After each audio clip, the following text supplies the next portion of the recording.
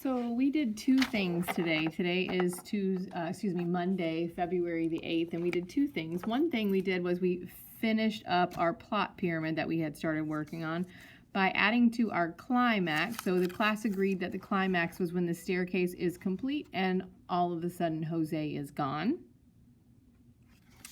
Then I said that what I normally like to do is figure out my resolution first and then go back and add the following action events, because the resolution is really how the novel is ended and tied up.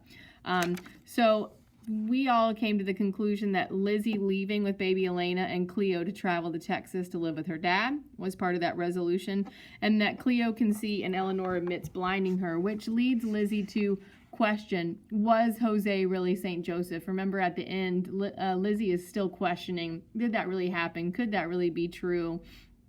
She still doesn't want to really believe it, but yet all of the evidence is pointing that way, and it's really hard for her to deny it. And then we went back and added some following action. Jose doesn't show up for the dinner to honor him. And then all the details that the students wanted to talk about with Jose, that he all of these details start to surface, that the wood was from not within 100 miles, that he never went to the lumber yard to purchase any wood, he never came to get payment, there was no nails used, and they considered it an architectural feat that architects from miles around could never understand how it was that this was built. So we finished up our plot pyramid on the staircase, and then we moved on to our main idea house.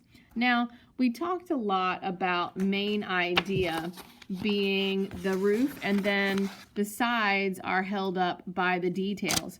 So we went to page 132. And we reread the passage, so you can do the same thing on page 132, reread the passage about the American Indians. And the students came up with, remember, main idea is only one sentence, just one 8 to 10 word sentence that summarizes. It can summarize a whole story, but it can also just summarize a passage. So the main idea of this passage on page 132 is that the buffalo, the Indians, and the grass all help each other to survive. And then when you're finding details to support your main idea, it could be summarizing details, but it could also be direct text evidence. So I asked the students to find direct text evidence to hold up this house, the details that would hold up our main idea. So the first one that they came up with is that the fire's ashes put nutrients into the soil, making the grass healthier for the buffalo that ate it. The natives set the grasses ablaze. So this is how the native people made the grass healthier for the buffalo. Now we have to figure out, what did the buffalo do for the people? So we know what the natives did for the grass, which then in turn helped the buffalo. Now, what did the buffalo do for the people? The buffalo were the Indians' food and were used to make their shelter and their clothing. That's what the buffalo did for the people. And what did the buffalo do for the grass? The buffalo never ate too much grass, and their sharp hooves helped rainwater reach into the soil, keeping the prairie healthy. So those three details, the grounds, good strong foundation, and two walls, help to hold up our main idea roof. Then I had the students go to page 140 in the same story and read that passage. And we talked and discussed and decided on a main idea. And the students decided that sentence that represented the main idea was that President Roosevelt worked hard to save the buffalo. Again, what I would want you to do is to build your house, and then you go back and read and try and make sure that you're finding the main idea and the supporting details to hold up your house. Because when we read our next novel, Behind the Bedroom Wall, this is something we will be doing in each particular chapter. So, how did Roosevelt save the buffalo?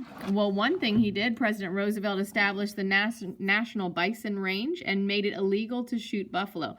So not only did he establish this area where the bison could live, but he also made it illegal anywhere to shoot the buffalo. He sent scouts out to look for buffalo, and remember that one scout, W.T. Hornaday, found 300 in Montana. So that was the beginning of bringing the buffalo back, their numbers back up. And then the number of buffalo herds grew as national parks and wildlife refuges were established. So These are my details that hold up my main idea that President Roosevelt worked hard to save the buffalo. And you can do that again, as I said, with any passage or with an entire story or an entire novel. So we'll continue working with our main idea. Remember, you're doing IXLA1 on main idea, and we'll continue with working on our main idea when we're reading Behind the Bedroom Wall.